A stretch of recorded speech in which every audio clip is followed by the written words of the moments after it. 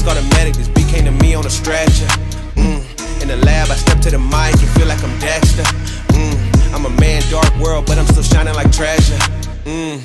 Yeah, I got joy like ha ha ha. Wait, and I can't wear smiles, that's fake. Then I'm between love and strong. Hate clock says no time for mistakes. Ring the alarm, sirens go off, but I'm calm. My life resides in his palm. Submit to my pops, respect for my mom. Honoring both, so my life will be long. Third time is the charm of the third strike. Had to.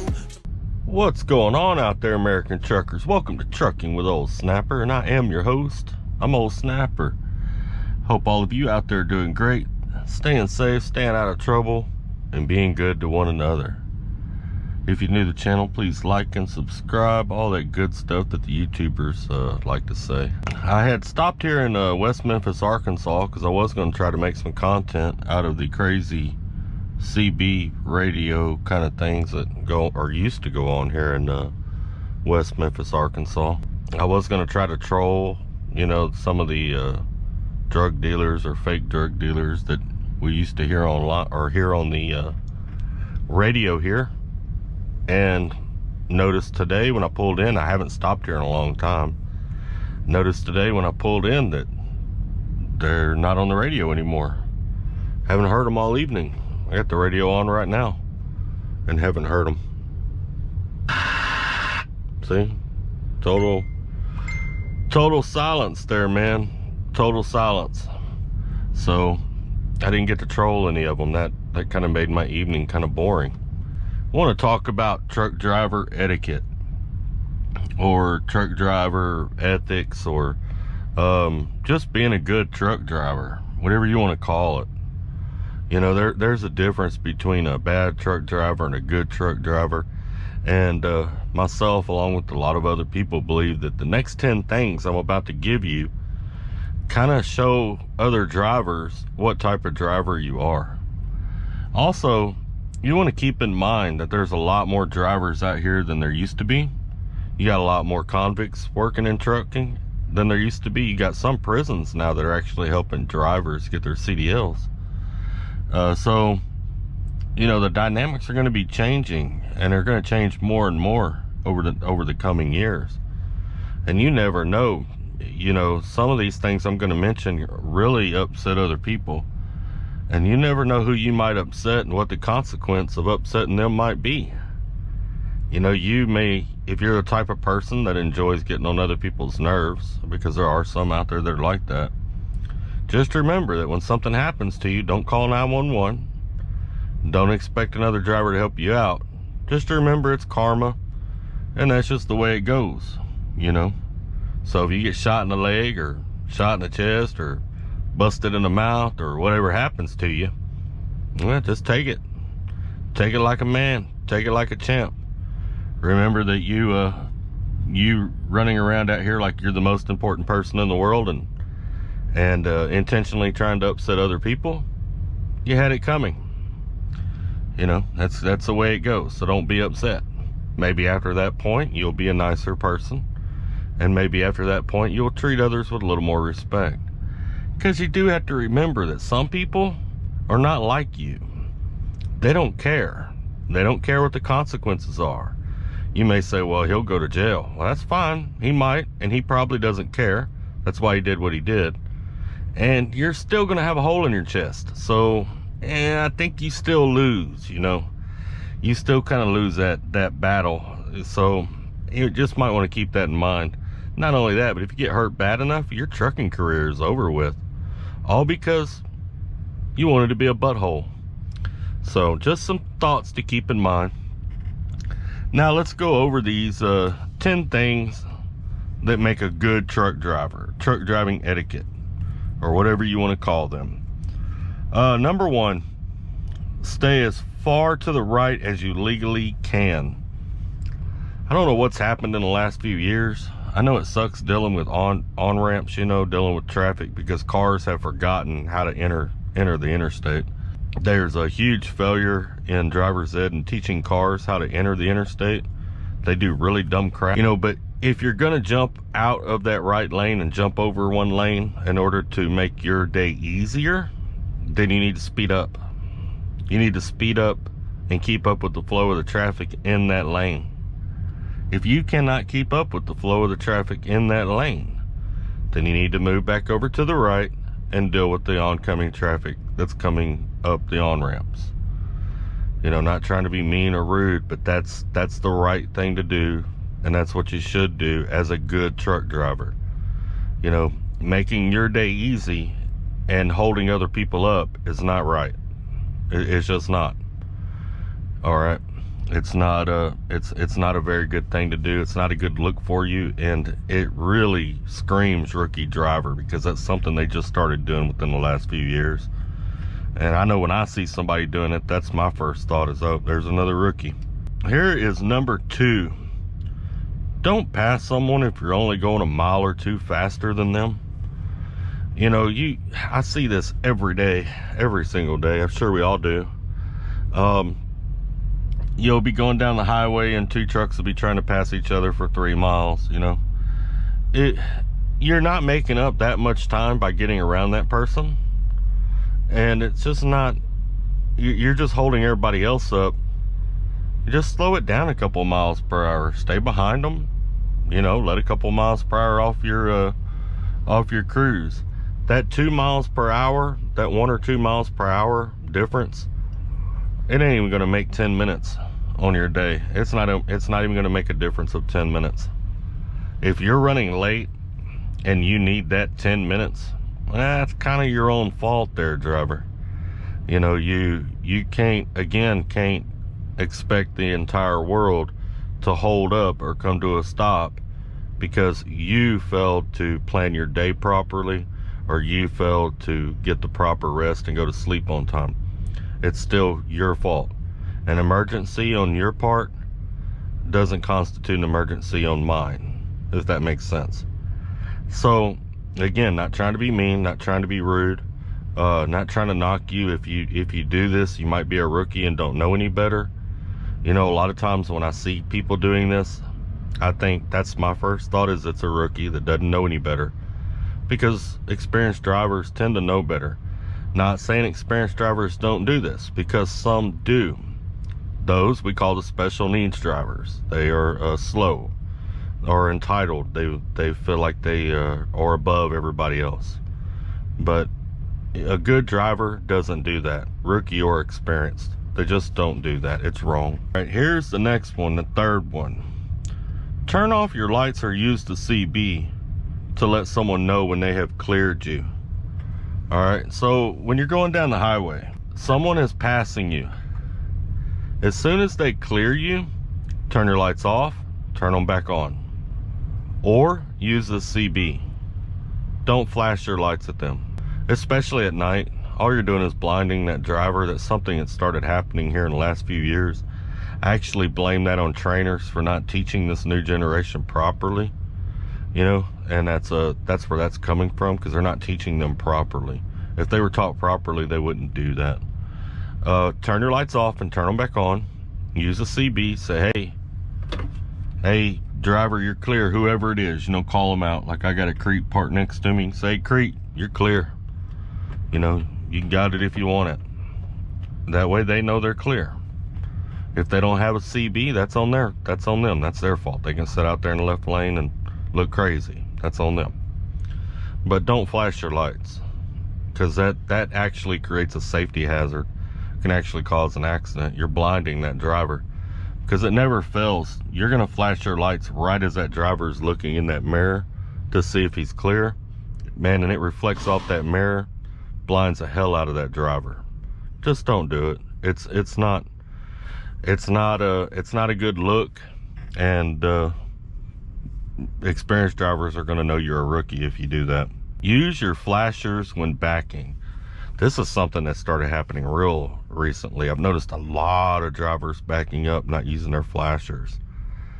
Using flashers in a truck stop is how we've communicated that we're backing for years out here.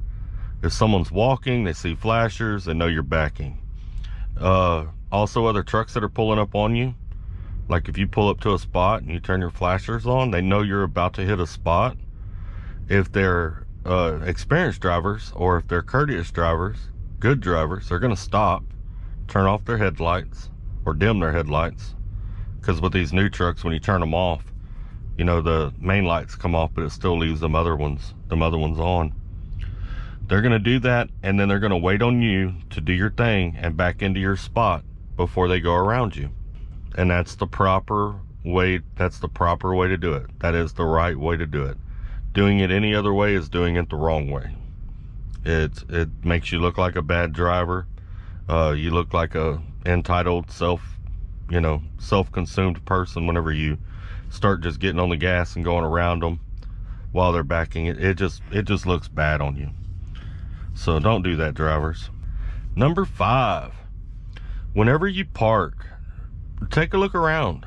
If you can't park in a spot like I am, like let's say you're parked over there where that truck is on the wall, you know, he's parked out in front of them. Look around and make sure that trucks can first get by you. Make sure you're not blocking the pathway.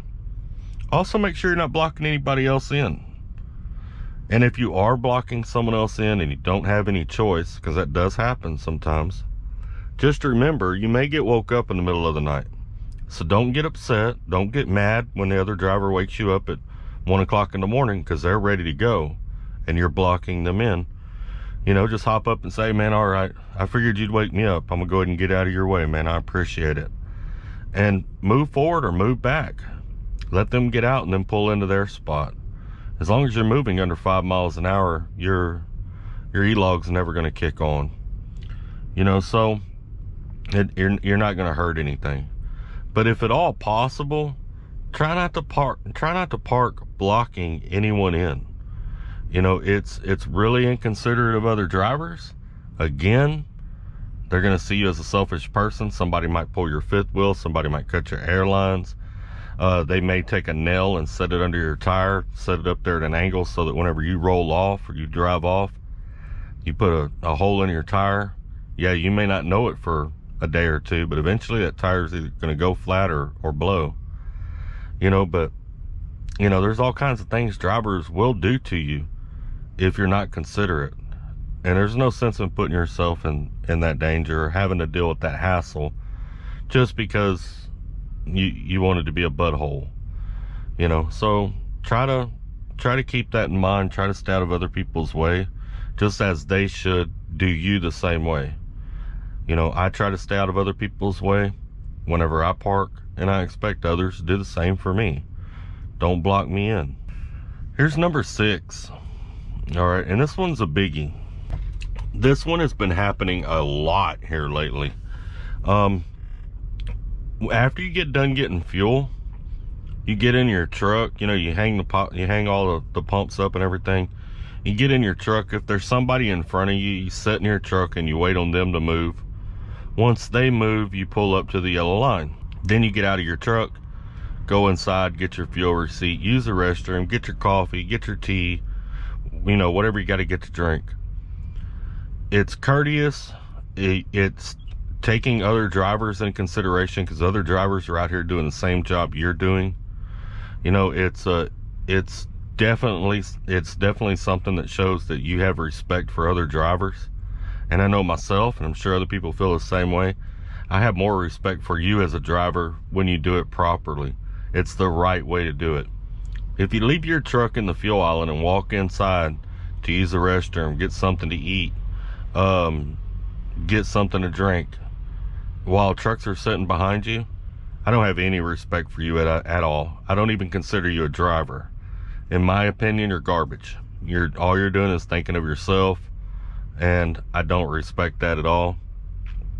I know there's a lot of other drivers out here too that feel the same way. They're not going to respect you as a driver. You can't just think that people are automatically going to respect you because you have a CDL. It doesn't work like that. You have to earn respect. There's a lot of people out here with CDLs. All right, a little over 300,000 that are actively on the road with CDLs at the current time. You can look that up. It's not uncommon to have a CDL. It's not that hard to get one.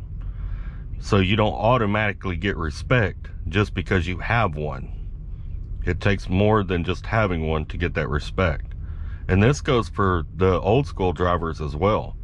It takes more than just being an old school driver to get that respect. I don't care if you've been driving 10 years, 20 years, 30 years. If you don't do these things and take other drivers into consideration, I don't care if you've been driving 40 years, you're not going to get no respect. And if your first comment to me or someone else, whenever we confront you about your poor behavior and you're disrespecting me, is, hey, I've been driving 40 years, I don't really care.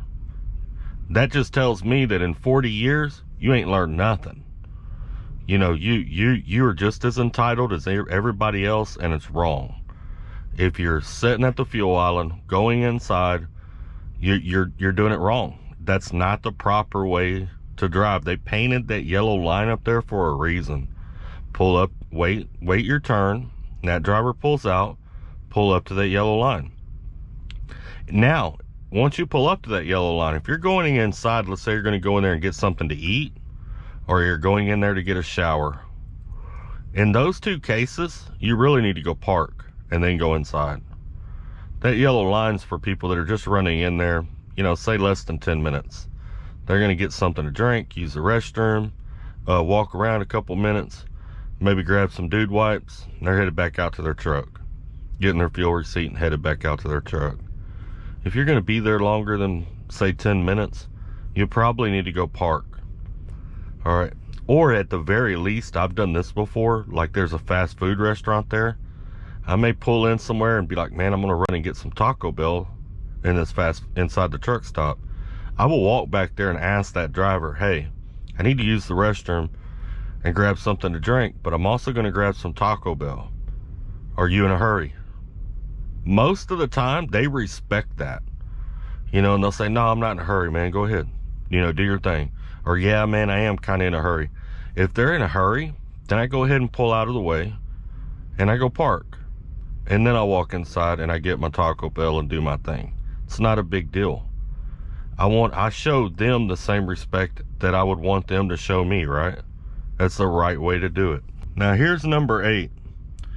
If you haul a reefer, try to park next to other reefers. All right. You know, I know you may think that because their truck's idling that they're not going to mind your reefer. The reefer has a whole nother sound to it than an engine does. And I hauled reefer my first few years out here. But like now, if the reefer parks next to me, it keeps me up throughout the night. I wake up a lot. I don't get as good sleep. Try to be courteous if you're hauling a reefer, and try to park next to other reefers. Okay. Now, this is the next one. If you are in a reefer and you pull into a truck stop late and there is nowhere to park next to other reefers, if you can, this ain't always possible, but if you can and you have to park between, say, a flatbed and a dry box or 2 dry boxes, nose in. That way your reefer's on the other side. It's not going to bother those guys that are sleeping. You know, try to take that into consideration, because those guys got a job to do. They're doing the same job you're doing. You know how miserable it is whenever you got to do your job and you're extremely tired because you didn't get any sleep the night before. Try to take them into consideration whenever you do that, and do the same thing. And here's the last one. This will be number 10. Try to be courteous of other drivers. All right, I know I've kind of mentioned this throughout all of these, but it's the most important thing. If you're courteous of other drivers and you treat other drivers the way you want to be treated, you'll be a lot more happy out here. Other drivers will be a lot more happy out here. You're not going to have near the problems. People are going to respect you. They're going to see you as a professional driver, and they're going to show you that respect as a professional driver. You command that respect by doing things that command respect. I know I myself, I'm more apt to help a driver I respect than to help a driver that I don't. You know, so if I respect you as a driver and you need a hand with something, I'm going to be more in a hurry to come help you. Not only that, but I'm going to treat you with more respect because you've earned my respect by carrying yourself as a driver. In my opinion, whenever someone calls you a driver, hello driver, hey driver, that's a term of endearment. In other words, that term holds value. All right. Now there's this thing going around nowadays where you got steering wheel holders and truckers and steering wheel holders and drivers. You know, in my opinion, someone that's a steering wheel holder is someone that is self-entitled. They feel like they're the only driver out here. They don't care what anybody else is going through. They don't care what kind of day anybody else is having. And they're just going to do what they want to do, whether it holds you up or not. You know, they're just going to throw their trash out on the ground, someone else's job to pick it up. You know how sad it is that grown men and women have to have somebody go behind them and pick up their trash? Do you realize what that makes us look like?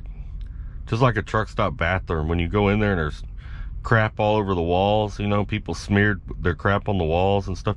You know the kind of places you normally see that type of behavior? A mental institution.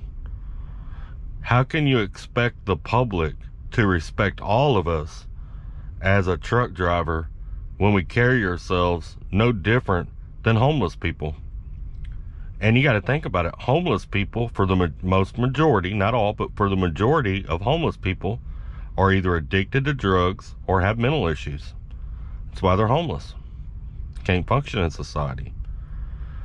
You know, so is that a problem? Is that something that do we need psych evals on DOT physicals because there's too many people out here with mental illness? You know, or do hair drug tests need to become part of a DOT physical because there's too many people out here on drugs? I mean, what is the problem? You know, it's weird. But anyway, that's my 2 cents on that. I know all of you that watch this channel are good people. I respect all of you. I'm sure y'all are not the ones that are out here doing this. Please share this with other people. It's really important that this gets around. Trainers nowadays are kind of lacking in their teaching, and maybe this will help. You know, maybe a trainer will see it and think, well, you know what, that'd be a good idea. Maybe I should start teaching that, implementing that within my program to help these students change the industry. Trainers have a huge impact on the industry.